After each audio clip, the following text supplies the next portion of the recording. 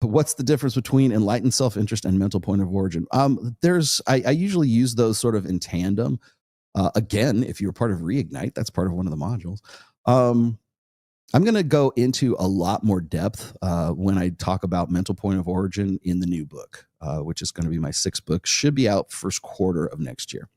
Mental point of origin is really, it's not just like, oh, think of yourself, brah. Make yourself first. You got to be the first, the most important thing in your life, right? Yes, but that's all Tony Robbins like fluff bullshit. Okay. Mental point of origin is really sort of psychologically training yourself, like unconditioning yourself to be the first thing that enters your thought process when you're making decisions. I mean, that's the best way that I can put it. But to do what is right for you and to not even do, like, consider yourself before you consider anybody else.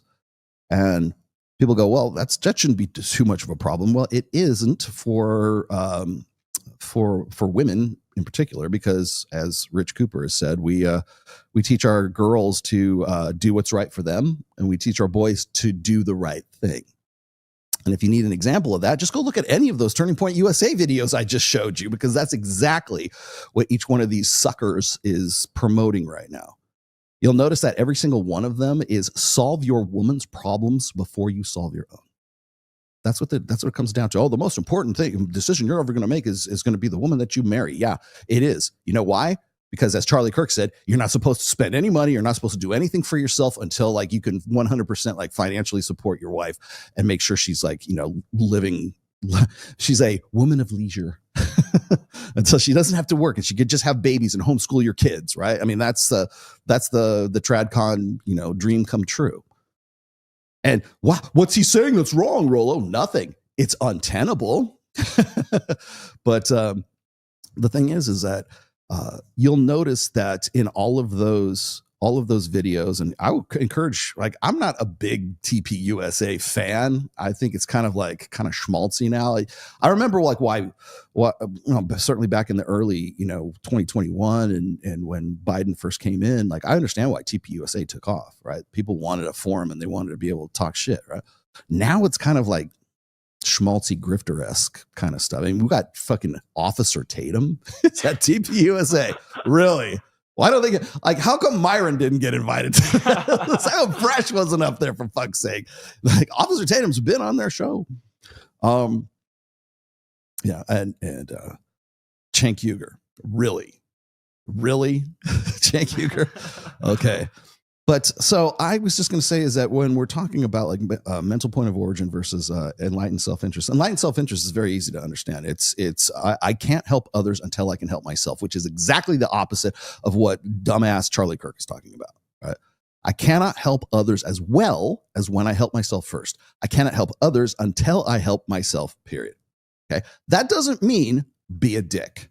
That doesn't mean be a selfish prick or be a self-important, arrogant fuck. It just means I can't help others until I help myself. So guess what? I have to go and make sure I have everything set up the way that I want it. I have to think of me first.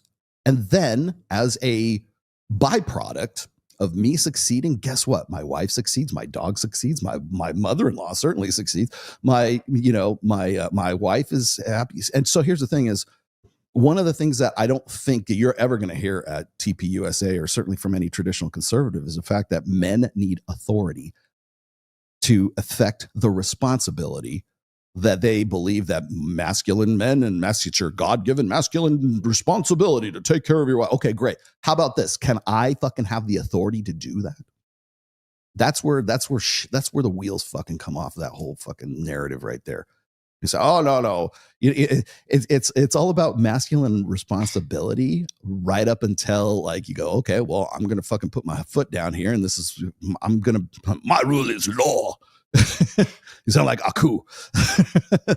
Until you start like asserting and affirming your own authority. As far as I know, the Bible gives that to you too, guys.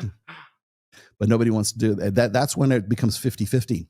That's when we're an equal partnership. No, we're either in I have to take care of you partnership, or we're in a 50-50 partnership. Please choose now, because then I'm going to readjust how I'm going to like deal with you. So when I look at this and people asking, what's the difference between those two? Mental point of origin is just where enlightened self-interest begins. So if you're faced with a decision, it's like, okay, what am I going to major in? Where am I going to go to school? I'm just throwing out some examples here. Where am I going to school? What job do I want? Where do I want to live? What's best for me? What's right for me? And if your first impetus or your first thought is, well, I want to go do this, I want to go do that, because then my girlfriend or my future girlfriend might be at such and such a school, right? Here's how you know. Here's a quick example of how you know somebody's mental point of origin is not themselves. Is if I go and I say, women's nature is that they love opportunistically and men love idealistically. Or if I say something that sounds like I'm attacking women, that's not really an attack, but like if I say something that is an unflattering truth about women, and your first, or the other guy's first impulse is, well, yeah, you're right, but men do it too, and they do it worse. Or men, yes, but you can't say that without taking into consideration that men also do X, Y, and Z. Guess what?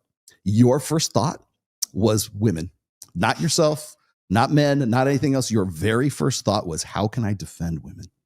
And again, this is not a flame, because this is actually part of the male protector dynamic that I talked about like 2 or 3 episodes ago.